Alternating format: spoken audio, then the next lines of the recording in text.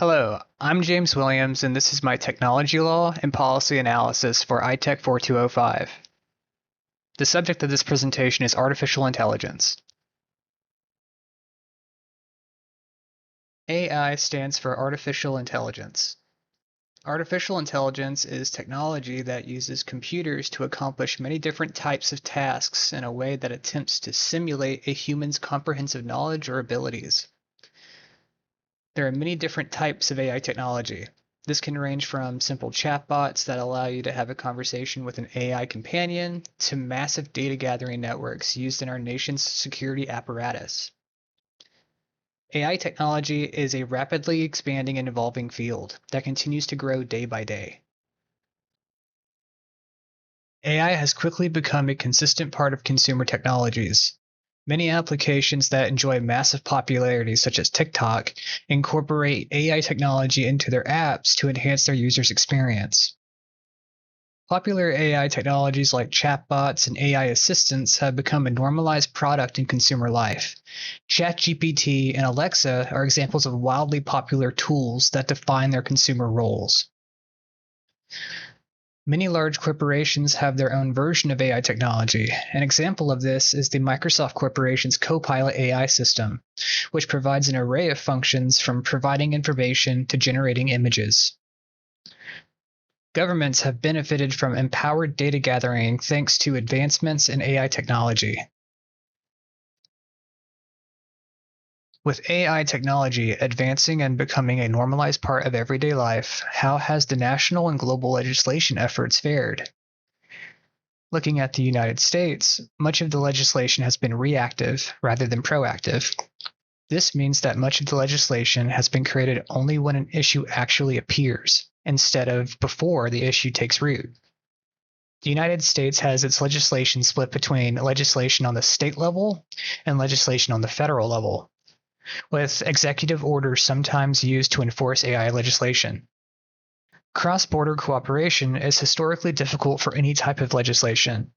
Organizations such as the OECD have created frameworks in an effort to empower cooperative efforts in enforcing AI legislation between nations. The EU has used familiar frameworks with the creation of the AI Act. The AI Act works similarly to the GDPR in that it uses a regulation approach with emerging AI technology. Both the EU and the United States work cooperatively towards creating and enforcing AI legislation. The UN has begun steadily approaching AI technology legislation from a human rights perspective and works internationally towards that goal.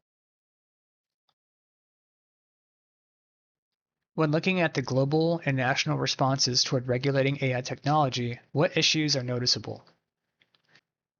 The legislation is, as mentioned previously, generally on a reactive footing rather than proactive. Though efforts for regulatory frameworks are being developed, we're still on the defense with AI regulation. AI technology is constantly changing, from how certain systems work to what they can do. It is difficult to provide legislation with the appropriate scope it needs when the subject in mind is still evolving. Though there are efforts towards international cooperation in regulating AI, it is still very difficult to coordinate these efforts when considering each nation's own goals and ideals. AI technology advancements are still very recent. The AI boom has created a multitude of different AI technology types. It has proved difficult to rein in the many different types of AI. Because of this, many of the legislation efforts lag behind the technology itself. If we are to get ahead of AI technology, we may need to look at the way we create and enforce legislation in a different way. This is my proposal for a different direction. The framework of this proposal hinges on it being predominantly focused on a global perspective. Cross-border cooperation requires the legislation to be entirely comprehensive, as it creates a set standard for how AI technology is to be approached, and gaps in its usage would present opportunities for issues to grow. This framework focuses primarily on proactive measures rather than reactive ones. We cannot anticipate how AI is going to change in the future, but we can attempt to get ahead of the curve by setting regulatory safeguards. Particularly dangerous technologies that have previously been underregulated or ignored will be brought in line so as to limit their destructive capabilities towards the public. Examples of such technologies are generative AI systems that allow for the creation of imagery that involves individuals who have not consented and children, as well as technologies that will allow the creation of deep fakes, which are videos or imagery that places an individual's face or body onto another. This framework will utilize a top-down approach, which aids in the usability of the framework and assists in the goal of cross-border cooperation. This approach allows for the implementation of specific requirements that new AI technologies must reach before they are allowed to be marketed and released. This may significantly limit the amount of wiggle room new technologies will have when released, and limit intentional and unintentional damage they can do. This framework will put into place safeguards that target the intentional use of AI technology for invading someone's privacy, and the use of AI technology for intentional malicious acts. Harsh punishments in the form of heavy fines or possible imprisonment will provide the framework with teeth. Having established consequences will give the framework credibility in its enforcement. Providing incentives for those that create ethical AI systems will encourage the creation of new AI technologies. To provide transparency and accountability to this technology, human oversight and interaction is mandatory.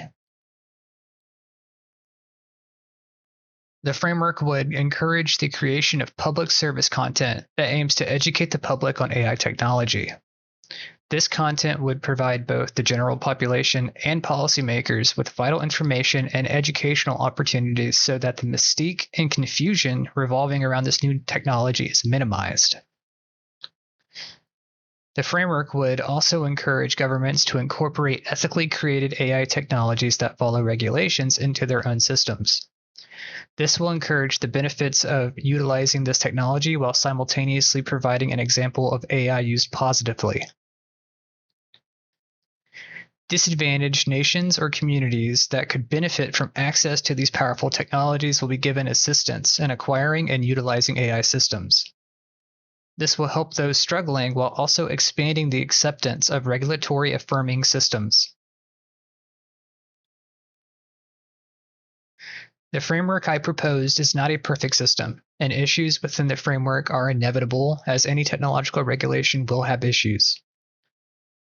AI is an ever-changing and ever-evolving technology that is impossible to fully predict or anticipate. There are an infinite amount of possibilities in the direction AI technologies may go.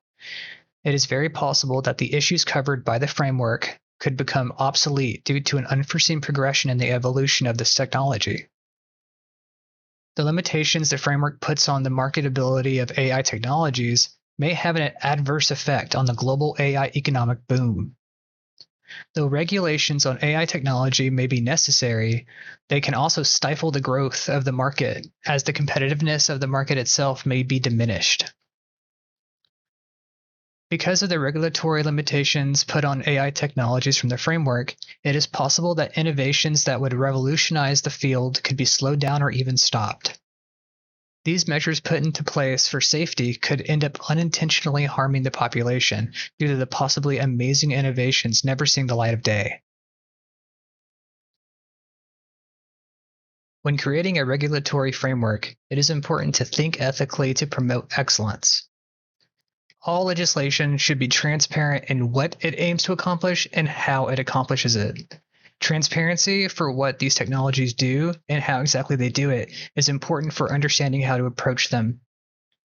This transparency also gives both the technology and the legislation credibility. Accountability is critical when approaching AI technology. Knowing who or what is accountable for the actions produced by this technology is crucial for maintaining an ethical system of oversight and is a requirement for producing a system that is fair while maintaining enough effectiveness to accomplish its goals. When approaching this framework, I believe that it is extremely important to think responsibly while also acting effectively. Technology policy is not always simple and obvious. Oftentimes, while trying to make a simple system that relies on common sense, we will inadvertently create a system that is easily overcome by the complexities of life and blindsided by perspectives we had not considered.